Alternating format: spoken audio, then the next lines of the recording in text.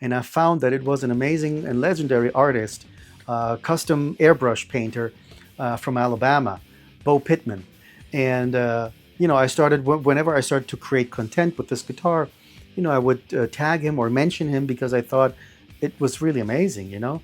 And a long time later, um, we get in touch, and I see that he also likes my posts, and here and there a comment. And then at some point, we connect and we start messaging. And he just reached out and said, "Hey man, I would love to paint a guitar for you." And I was like, "Wow, that's like a surprise, because I looked up to him. I still do. He's a great artist. He's been painting since he was a little boy, and it's like that's his passion. And he's just an amazing painter.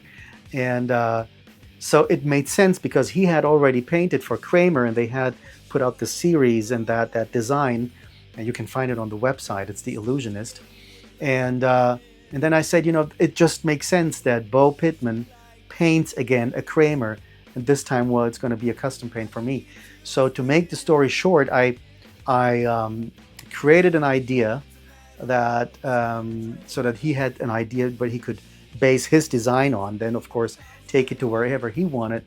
But I had this idea about flames because I'm always attracted to flames. Flames are transformation, flames are purifying, flames are renewing, and there's many connotations to it also, um, in different tribes around the world. And I thought it was a meaningful thing.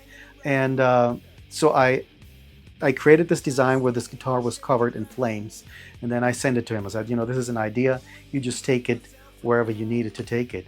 And he said, well, I love the flames. And I told him, I also like the hot rodded cars, that typical American cars where they paint on the side the flames.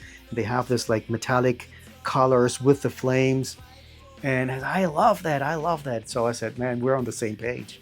And soon enough, he created a design. He sent me a picture. Said, I got it. This is the design. And so he did it. I was overwhelmed. I was like, man, that's not in my wildest dreams, right?